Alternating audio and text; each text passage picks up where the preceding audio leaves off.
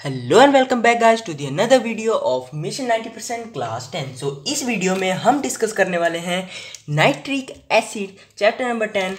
जो टॉपिक्स हम इस वन शॉट में करने वाले हैं नाइट्रिक एसिड के वो हैं 3 फीचर्स पढ़ेंगे जो कॉमन फीचर्स हैं, ठीक है, बेसिक्स हैं। तो उसके बाद हम करेंगे लेबोरेटरी मेथड जो बहुत इंपॉर्टेंट है, और उससे भी ज़्यादा इंपॉर्टेंट है हमारा ऑस्टवाल्ड का प्रोसेस जो कि हर एग्ज़ाम में बार बार आ ही रहा है।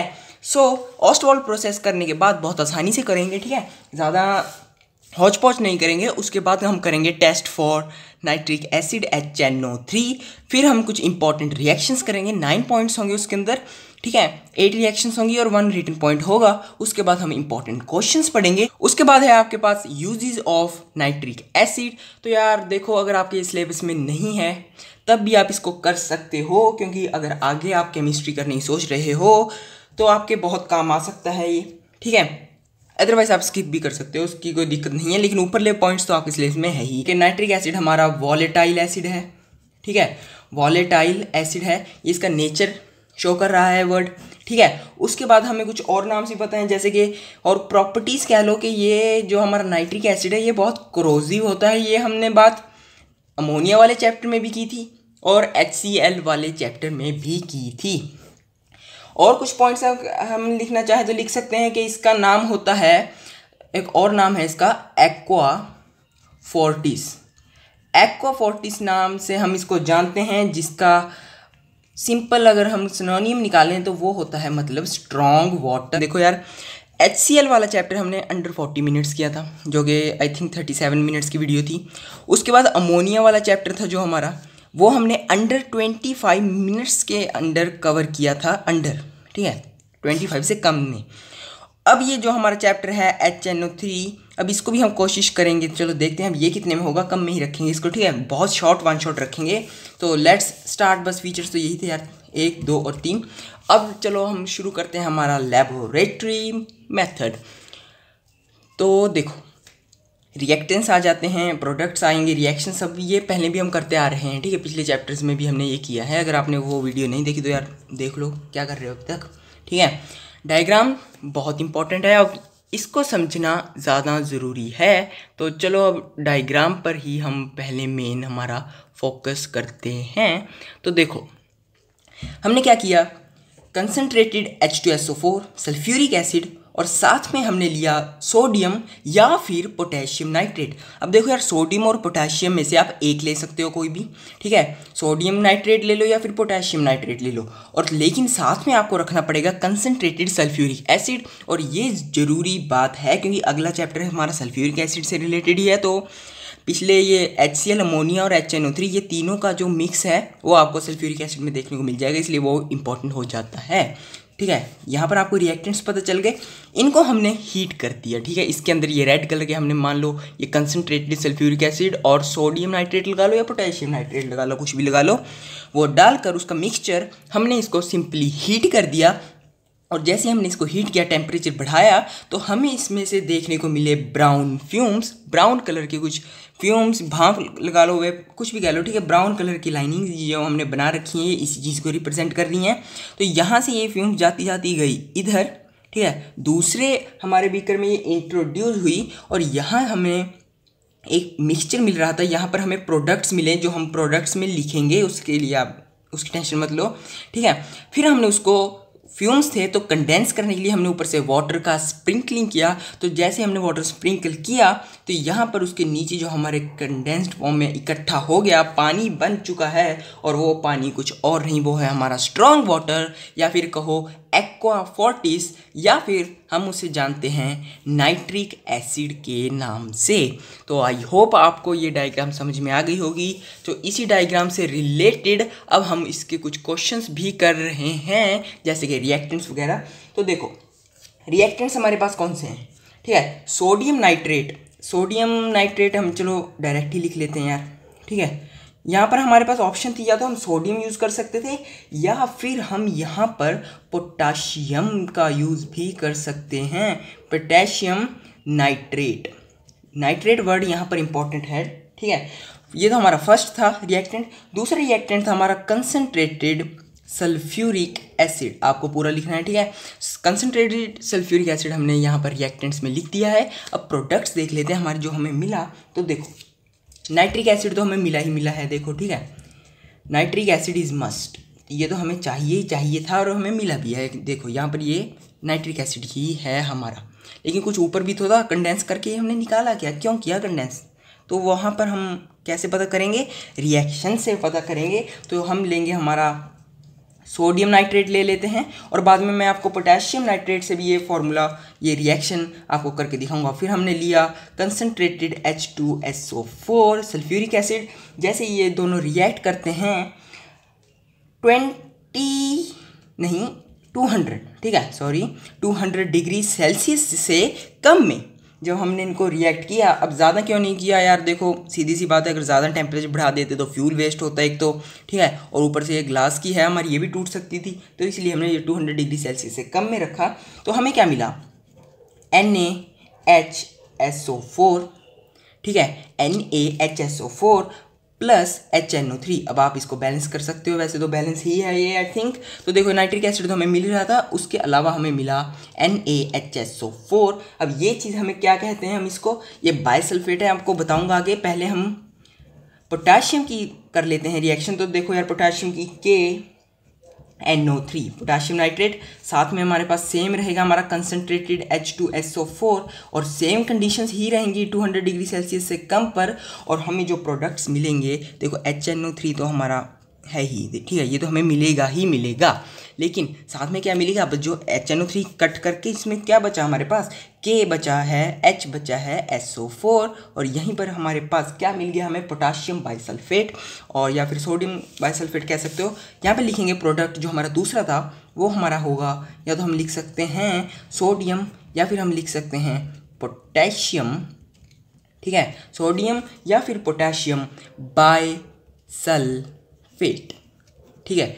तो ये हमें रिएक्टेंट्स प्रोडक्ट्स मिले हैं अभी तक, और रिएक्शन हमने कर लिया। अब ये कलेक्शन मेथड हमने कैसे किया, कलेक्ट कैसे हो रहा है, यहाँ पर देखो यार, वाटर से कंडेंस कर रहे हैं तब हो रहा है। तो हम यहाँ पर कलेक्शन मेथड में क्या लिख सकते हैं, हम कलेक्शन मेथड में लिखेंगे, ये रहा, ठीक है। तो कलेक्शन मेथड है हमारा, the vapours of HNO3 nitric acid are condensed. अब यहाँ पर ये नोट करने वाला वर्ड है कंडेंस्ड, हमने यहाँ पर डायग्राम में भी आपको बताया था, ठीक है, कंडेंस ही होता है। तो कंडेंस करते हैं टू लिक्विड, तो यहाँ पर हमारे पास एक नाइट्रिक एसिड का लिक्विड बन जाता है, कैसे, by chilling it with running cold water. जो टैप में से हमने हमारा आ रहा है ये पानी, ये कोल्ड वाटर है, आपको ये याद रखना है। और यहाँ पर हमने, आप देख सकते हो, स्पेस छोड़ी हुई है, ये क्यों छोड़ी हुई है, ये कलर बताने के लिए बहुत इंपॉर्टेंट बात हो जाती है हमारे लिए एज यूजुअल, कि the vapours of nitric acid are condensed to a light yellow, यहाँ पर आप लाइट येलो लिख सकते हो, ठीक है, light yellow liquid bye chilling with running cold water. तो यहाँ पर लाइट येलो कलर जो हमें मिला है, अब इसको रिमूव भी करना पड़ेगा क्योंकि नाइट्रिक एसिड हमें बेस्ट शेप में चाहिए। लेकिन उस क्वेश्चन को करने से पहले, इससे क्वेश्चन भी करेंगे, 4 क्वेश्चन है वैसे इसके इंपॉर्टेंट, ठीक है, उसको करने से पहले हम एक नोट देख लेते हैं जल्दी से। तो देखो यार, हमें पता है कि जो प्योर एसिड होता है, ठीक है, प्योर एसिड होता है जो हमारा, वो हमें कलरलेस मिलता है, ठीक है, pure acid is always colourless, ये दिमाग में बिठा लो। लेकिन यहाँ पर तो लाइट येलो आया था हमारा, तो मतलब ये क्या है, ये प्योर नहीं है एसिड, अभी के लिए ये प्योर नहीं है, लेकिन हम इसको प्योर करेंगे कैसे, आगे पता चलेगा यार, देखो ठीक है, बने रहो वीडियो के साथ। तो देखो प्योर एसिड हमारा कलरलेस होता है, लेकिन बट जो हमें यहाँ पर एसिड मिला वो, ठीक है, कौन सा एसिड था, बट द, हम ऐसे लिख सकते हैं कि द एसिड ऑब्टेन्ड, ठीक है, here the acid obtained here, या फिर हम लिख सकते हैं the acid obtained in laboratory, आपको पूरा लिखना है, ठीक है, इन लैब इज, ठीक है, स्लाइटली येलो कह सकते हो आप इसको, या फिर कह सकते हो लाइट येलो, यार ठीक है, एक ही बात है दोनों। तो वो हमें लाइट येलो मिला है। अब ये क्यों हुआ, ये हमारा क्वेश्चन है, अब ये क्यों हुआ, ठीक है, इट इज ड्यू टू, अब यहाँ पर हमें पता चलेगा क्यों हुआ, it is due to dissolution of reddish brown reddish brown NO2 gas in the acid. अब कहोगे ये NO2 कहाँ से आ गई गैस? तो देखो यार, रेडिश ब्राउन NO2 गैस हमारे पास कहाँ बनी? यहीं पर बनी है, इसी सेटअप में बनी है, ठीक है। उसी वजह से हमें ये जो कलर मिला है स्लाइटली येलो मिला है, ठीक है। मतलब कि NO2 की वजह से NO2 गैस बनी है, रेडिश ब्राउन कलर की थी। और कलरलेस कोई भी एक ट्रांसपेरेंट लिक्विड के अंदर जब हम रेडिश ब्राउन कलर डालते हैं तो वो स्लाइटली येलो हो जाता है। तो उसी वजह से हमें ये जो एसिड है वो लाइट येलो कलर का मिला है, या फिर स्लाइटली येलो, कुछ भी कह सकते हो आप इन दोनों में से। अब इसको रिमूव करना है। उससे पहले, रिमूव करने से पहले इसकी रिएक्शन देख लो, यहाँ पे कहाँ पे बनी ये भी तो आपके दिमाग में होगा। तो देखो यार, क्या हुआ, 4HNO3, ठीक है। क्योंकि हम 4HNO3 लेने का कारण, चलो यहाँ भी 4 भी छोड़ो, यहाँ पर हम लिखेंगे HNO3। अब जैसे ही हम इसकी डिसोल्यूशन करेंगे इसका, ठीक है, यहाँ पर हमने पढ़ा था dissolution of reddish brown NO2 gas, मतलब डिसोल्यूशन करेंगे तो यहाँ पर इसको जो अलग अलग किया तो हमें मिला 2H2O, साथ में हमें मिला O2 ऑक्सीजन, और साथ में हमें मिलेगा NO2। अब जब इसको बैलेंस आउट करेंगे तो यहाँ पर ऑटोमेटिकली 4 आ जाएगा, जी बिल्कुल आ जाएगा। तो ये थी इसकी रिएक्शन। देखो यार, ये रही हमारे पास इसकी रिएक्शन, और ये रिएक्शन बिठा लो दिमाग में। अगर आपसे पूछे लाइट येलो कलर क्यों हुआ, रीज़न लिख के ये रिएक्शन लिख दोगे तो इम्प्रेशन अच्छा ही जाता है कि बच्चे को आता है, ठीक है। तो बस यही था मोटिव इसको दिखाने का। रिएक्शन के बाद कुछ क्वेश्चन। तो पहले तो वो येलो कलर है उसको रिमूव करेंगे कैसे, ठीक है। वो जो येलो कलर हमारा बना है उसको रिमूव भी तो करना है भाई साहब। वो कैसे करेंगे हम? इजी मेथड है यार उसका भी। या तो हम, देखो यार, कलरलेस था हमारे पास, ठीक है, कलरलेस था, उसको रेडिश ब्राउन कलर डाला हमने, ठीक है, रेडिश ब्राउन। तो कलर्स अभी के लिए एसिड को दिमाग में से भुला दो, सिर्फ कलर्स पर ध्यान दो, ठीक है। कलरलेस में अगर हमने कोई रेडिश ब्राउन कलर डाला है, समझाने के लिए बता रहा हूँ, ठीक है, तो वो क्या हो गया हमारा स्लाइटली येलो, यानी कि लाइट येलो हो गया। अब क्या मैं ये कह सकता हूँ कि येलो के अंदर अगर हम पानी डालते जाएं, ठीक है, फिर से पानी डालते ही जा रहे हैं, कंसंट्रेशन बढ़ाते जा रहे हैं पानी की, ठीक है, तो क्या वो वापस से उसका लाइट होता है वो लाइट येलो हो जाएगा, ठीक है। पहले से लाइट तो वेरी लाइट येलो कह लो यार, ठीक है, लाइट येलो। और पानी डालते गए और डालते गए तो एक टाइम ऐसा आएगा कि वो कलरलेस हो जाएगा ऑलमोस्ट, ठीक है, ऑलमोस्ट कलरलेस हो जाएगा। यहाँ पर लिख भी देते हैं यार, ऑलमोस्ट कलरलेस। तो यहाँ पर हम क्या कह सकते हैं कि जो हमारा फर्स्ट रीज़न है वाटर ऐड किया, ठीक है, यही है। तो by adding excess of water, तो ये तो था कलर के बेसिक्स है, तो आप ये पॉइंट लिख सकते हो, by adding excess of water हम इसका जो येलो कलर है इसको रिमूव कर सकते हैं। दूसरा है बाय बबलिंग, ठीक है, CO2 गैस, या फिर कहें CO2 gas is bubbled through it, ठीक है, बबल्ड थ्रू इट। तो ये पॉइंट आप लिख सकते हो। जैसे हम CO2 गैस को इसके अंदर से पास आउट करवाएंगे तो वो क्या करता है, हमारा NO2 को रिमूव कर देगा, यानी कि या फिर कहें स्लाइटली येलो कलर को अलग कर देगा, और हमें फिर से हमारा कलरलेस, यहाँ पर ऑलमोस्ट कलरलेस है इधर, यहाँ पर हमें पूरा कलरलेस मिल जाएगी। क्या? नाइट्रिक एसिड गैस, ठीक है। नाइट्रिक एसिड गैस नहीं, लिक्विड फॉर्म में था यहाँ पर, ठीक है। तो CO2 को बबल करने से हमें हमारा ये येलो कलर रिमूव हो जाएगा, बस ये याद हो गया। ये फर्स्ट क्वेश्चन था। उसके बाद है कि वाई ऑल ग्लास अपैरेटस। अब यहाँ पर हमने ग्लास का अपैरेटस यूज़ किया। तो देखो, इस क्वेश्चन को करने से पहले मैं आपको बता दूंगा कि टेम्परेचर 200 डिग्री से बढ़ाया क्यों नहीं, क्योंकि ये ग्लास का अपैरेटस ख़राब हो सकता था। फिर आप कहोगे ग्लास ही यूज़ क्यों किया, वही क्वेश्चन आ गया, आप ग्लास यूज़ किया क्यों?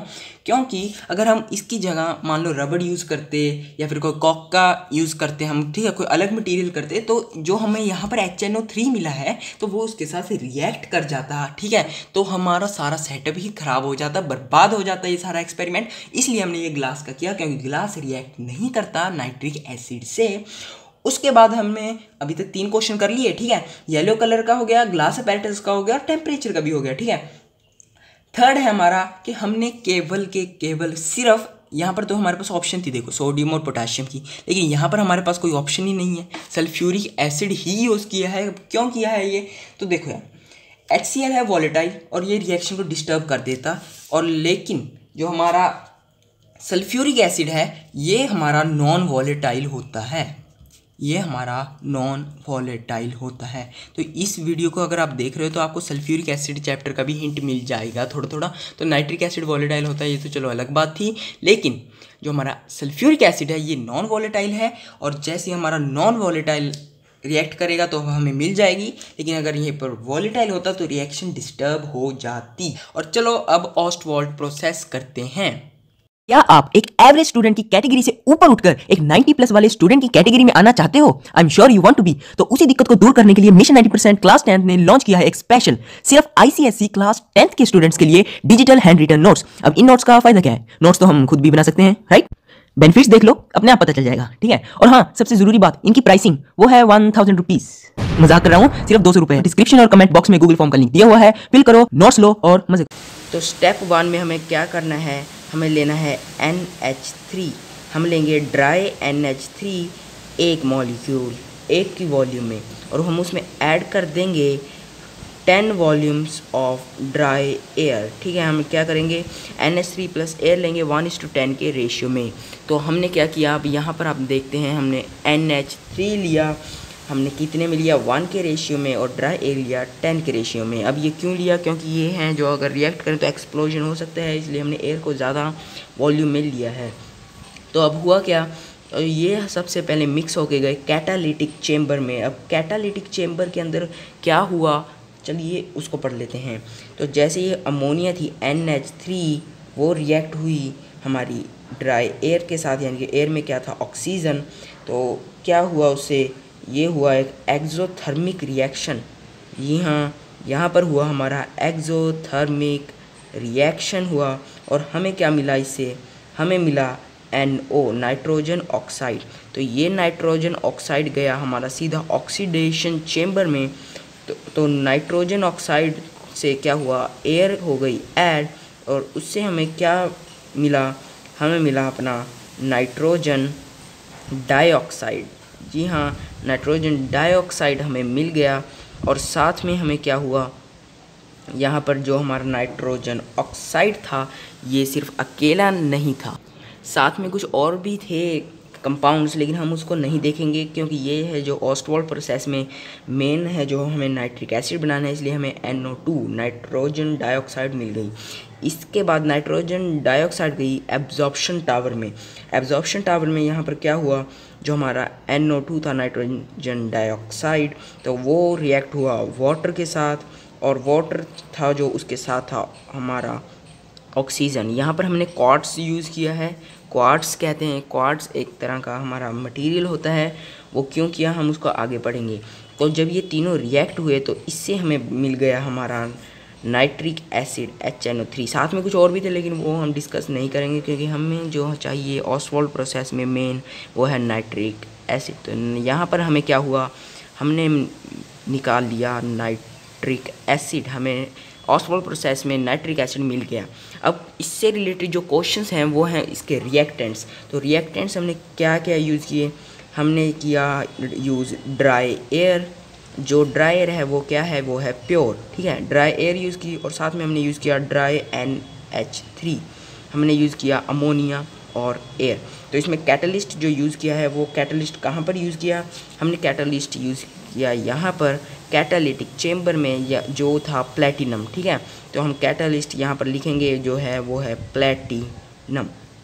तो प्लेटिनम है हमारा कैटलिस्ट, और ऑक्सीडाइजिंग एजेंट है जो हमारा, वो है हमारा ऑक्सीजन यानी कि O2, और जो हमारा रेशियो होगा वो होगा 1:10 का रेशियो, यानी कि हम कह सकते हैं वो होगा NH3 अमोनिया का एयर के साथ रेशियो 1:10 में। और वाई क्वार्ट्ज इज़ यूज्ड, अब ये क्वार्ट्ज है जो क्यों यूज़ किया है हमने, चलिए इसका रीज़न भी लिख देते हैं। क्वार्ट्ज इज़ यूज्ड बिकॉज, यहाँ पर हम सीधा लिख लेंगे quartz is used because it helps in, यहाँ पर हम सीधा इसका आंसर लिख रहे हैं, तो प्लीज़ इसको ध्यान से देख लेना क्योंकि एग्ज़ाम में ये डायरेक्ट पूछ लिया जाता है।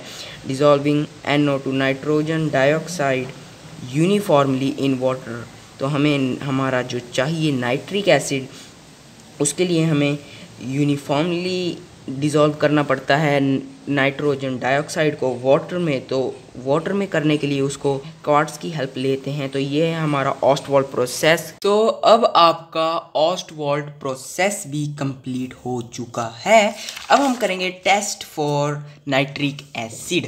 तो हमने क्या किया, एक सोल्यूशन लिया नाइट्रेट का और उसके अंदर है आयरन सल्फेट सोल्यूशन FeSO4 का और नाइट्रेट का सोल्यूशन है इसके अंदर, ठीक है। उसके ऊपर इंट्रोड्यूस करवाया एक और बीकर जिसके अंदर है हमारा कंसनट्रेटेड सल्फ्यूरिक एसिड, ठीक है। आई रिपीट, इसके अंदर है कंसनट्रेटेड सल्फ्यूरिक एसिड। जैसे हमने इसके अंदर ये डिप किया तो हुआ क्या, और उसके बाद ठंडा भी गया, ठीक है। तो हुआ क्या है, हमारे पास ब्राउन रिंग बन चुकी है, ये बीच में ये इस तरह से ब्राउन रिंग बन चुकी है और इन दोनों को अलग सेपरेट कर दिया है हमने। तो हुआ क्या, तो देखो सल्फ्यूरिक एसिड हैवी था हमारा, ठीक है, हैवियर है तो इसलिए वो सेटल्स डाउन, नीचे सेटल हो गया है। और उसके बाद जो हमारा फेरस सल्फेट की लेयर थी वो ऊपर रह चुकी है हमारे पास, ठीक है। And this results in the formation of a brown ring at the junction. तो जंक्शन क्या होता है, दो पॉइंट्स को जोड़ने वाला पॉइंट, जंक्शन। तो इनके दोनों का जंक्शन ये रहा और यहाँ पर हमें मिला ब्राउन रिंग, ठीक है। इससे रिलेटेड क्वेश्चन बस यही हो सकता है कि फ्रेशली प्रिपेयर्ड यूज़ किया है हमने, जो फेरस सल्फेट का सोल्यूशन है ये फ्रेशली प्रिपेयर्ड था सारा, कि अगर पुराना करते तो एटमॉस्फेयर के साथ रिएक्ट कर जाता। ये तो हमारा फर्स्ट क्वेश्चन बस यही बनता है यार मेन तो इसमें से। और ब्राउन रिंग की फॉर्मेशन है, रिएक्शन देख लो ज़्यादा इंपॉर्टेंट है। रिएक्शन में हुआ क्या, हमने लिया फेरस सल्फेट FeSO4, ठीक है, ये तो हमने लिया ही था। थोड़ा स्क्रीन को सेट कर देते हैं यार, ठीक है। तो इसके अंदर हमने क्या डाला, H2SO4, ये भी आपको पता है यार। और साथ में हमने नाइट्रिक एसिड भी डाला, नाइट्रेट भी हमने वहाँ पर लिखा है, ध्यान से देखो, nitrate and iron sulphate solution, तो ये दोनों था। और साथ में हमने उसके ऊपर कंसनट्रेटेड H2SO4 डाल दिया। फिर हमें क्या मिले प्रोडक्ट्स, ये तो सारी रिएक्टेंट्स लिखे हैं तीनों, ठीक है। प्रोडक्ट्स हमें क्या क्या मिले वो देख लेते हैं। तो जैसे ही रिएक्ट किया देखो वाटर इवॉल्व हो गई यार, H2O, ठीक है, वाटर तो इवॉल्व हो गई। साथ में हमें मिलेगी nitrogen oxide NO gas, 2NO मिलेगी साथ में, ठीक है। बाकी बचा यहाँ पर लिख लेते हैं। तो Fe2SO4 बैलेंस करेंगे इसको जब हमें, तो कुछ इस तरह से ये बैलेंस आउट हो जाएगी, यहाँ पर 6 आ जाएगा, ठीक है। तो ये कुछ इस तरह से बैलेंस आउट होगी। तो ये सारी रिएक्शन है इसकी। और एक और रिएक्शन है यार, इनकी दो रिएक्शंस हैं। तो दूसरी रिएक्शन क्या है हमारी, जो हमें FeSO4 था उसके अंदर हमने NO डाल दिया, ये वाला एक मॉलिक्यूल, ये दो मिले थे, एक इसके अंदर डाल दिया FeSO4 के अंदर। तो हमें क्या मिला, ferrous sulphate FeSO4 dot NO, ठीक है, बस प्लस की जगह डॉट लगा दिया यार। और ये जो सोल्यूशन था ये था हमारा ब्राउन कलर का। तो अब ये क्यों की रिएक्शन, जब ये सेकंड रिएक्शन हमने ये फर्स्ट से ही की है, तो सेकंड रिएक्शन में जो हमारा ये ब्राउन कलर का FeSO4 डॉट NO बना है ना, ये, ठीक है, यही है ये ब्राउन रिंग। आई होप आपको ये टेस्ट फॉर HNO3 की कहानी अच्छी लगी होगी वैसे तो यार, ठीक है। तो इम्पॉर्टेंट रिएक्शंस आ चुकी हैं। देखो, कार्बन लो या फिर सल्फर लो और या फिर कॉपर लो, इनमें से कुछ भी ले सकते हो। जैसे ही इनके अंदर हम तीनों के अंदर HNO3 इंट्रोड्यूस करवाते हैं, थोड़ा जूम आउट कर देते हैं हम, इसको अच्छे से समझ में आएगा यार, ठीक है। जैसे ही हम इनके अंदर HNO3 इंट्रोड्यूस करवाते हैं, ठीक है, जगह छोड़ दिया थोड़ी प्लस के बाद क्योंकि रिएक्शन को बैलेंस आउट भी करना होता है, ठीक है, इसलिए HNO3 रिएक्ट करवाएंगे हम इनसे। तो हमें क्या मिलेगा, कंडीशंस रहने दो, ठीक है। तो मिलेगा क्या हमें, देखो यहाँ पे तो मेन प्रोडक्ट होगा, वो कैसे मिलेगा बताऊंगा आपको, लेकिन हमें क्या पता है कि वाटर तो आएगा ही आएगा, ठीक है, वाटर इज़ मस्ट। साथ में हमें NO2 गैस भी मिलेगी, तीनों में ही मिलेगी, NO2 NO2 NO2, ओके। तो यहाँ पर जो बचा, ठीक है, इसमें से H2O और NO2 माइनस कर देना यार, ठीक है। तो यहाँ पर हमें क्या मिलेगा, CO2 बचेगा, यहाँ पर बचेगा हमारा H2SO4, ठीक है। और इसके बाद लास्ट में हमारे पास कुछ इस तरह से होगा, देखो, कॉपर फिर NO3 होल ट्वाइस। तो इस तरह से होगा रिएक्शन। जब इसको आप बैलेंस आउट करोगे तो यहाँ पर आएगा 2, सब में 2 आएगा, यहाँ पर 462, ठीक है, याद हो जाते हैं यार अगर प्रैक्टिस करोगे, ठीक है, 464। तो ये थी इंपॉर्टेंट रिएक्शंस। तो इसमें हमने क्या किया है, हमने कार्बन सल्फर कॉपर इनको हमने नाइट्रिक एसिड से रिएक्ट किया, हमें मिला हमारा वाटर और नाइट्रोजन डाइऑक्साइड, ये तो कॉमन थे दोनों, बाकी जो बचा हमने यहाँ पर लिख लिया है। ये थी बस एक छोटी सी रिएक्शन।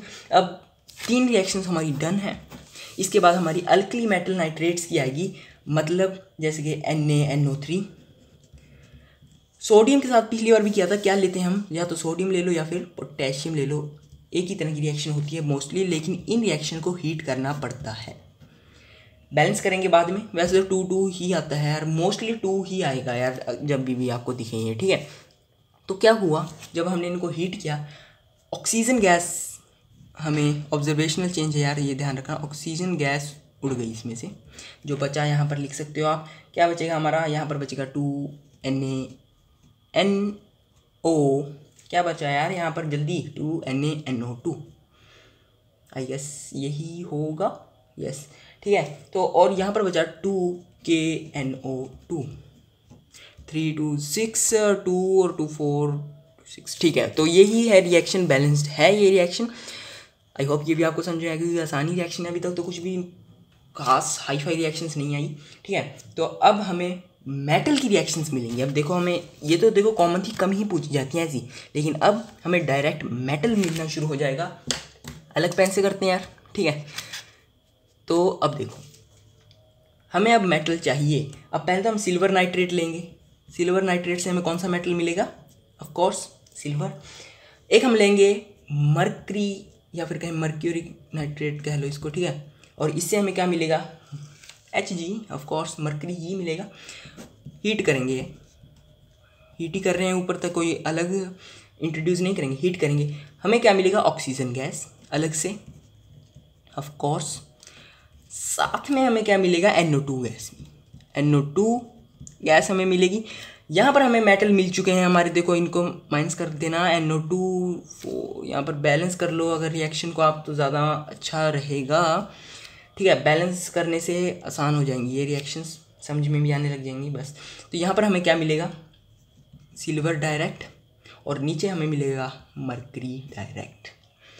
ये हमारी दोनों क्या है रिएक्शंस में मेटल मिले हैं, तो इसीलिए ये इम्पॉर्टेंट है हमारी रिएक्शन दोनों।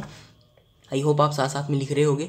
अब नीचे हमारे पास एक पॉइंट आएगा, पॉइंट्स को बाद में करेंगे। तो यहाँ पर पहले हम लेंगे हमारा कलरलेस सोल्यूशन NH4NO3।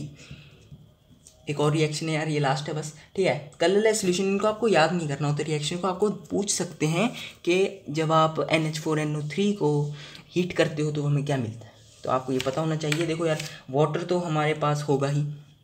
यहाँ से एक बहुत इंपॉर्टेंट क्वेश्चन बनेगा, लास्ट वाली से कैसे बनेगा बताता हूँ आपको। वाटर टू H2O यार, सिंपल, निकाल दो इसको, तो वेपराइज होगा, और बोलो वेपराइज कर दिया हमने इसको। यहाँ पर हमें क्या मिला साथ में, हमने ये रिएक्शन की, इससे हमें क्या फ़ायदा हुआ, हमें ये फ़ायदा हुआ कि भाई यहाँ हमें N2O मिली। N2O वही गैस है जिसको हम लाफिंग गैस के नाम से जानते हैं। अब इम्पॉर्टेंट पॉइंट जो स्टार मार्क किया था वो लिख लेते हैं जल्दी से।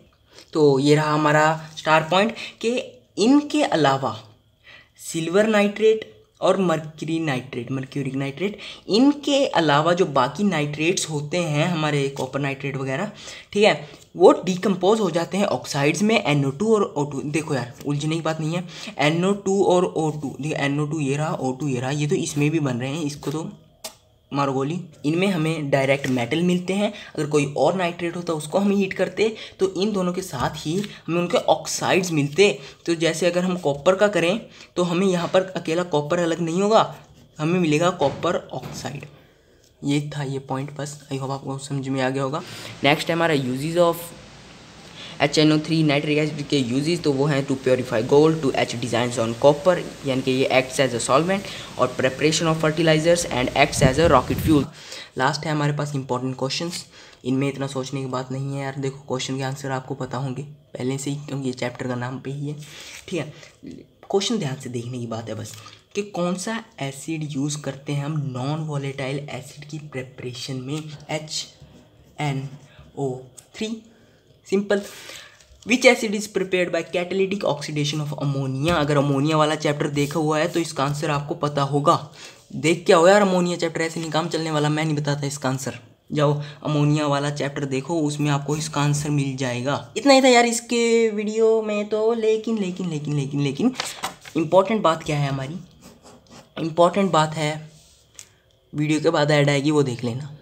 क्या आप एक एवरेज स्टूडेंट की कैटेगरी से ऊपर उठकर एक 90 प्लस वाले स्टूडेंट की कैटेगरी में आना चाहते हो? I am sure you want to be. तो उसी दिक्कत को दूर करने के लिए मिशन 90% क्लास 10 ने लॉन्च किया है एक स्पेशल सिर्फ आईसीएसई क्लास 10 के स्टूडेंट्स के लिए डिजिटल हैंड रिटन नोट्स। अब इन नोट्स का फायदा क्या है? नोट्स तो हम खुद भी बना सकते हैं, राइट?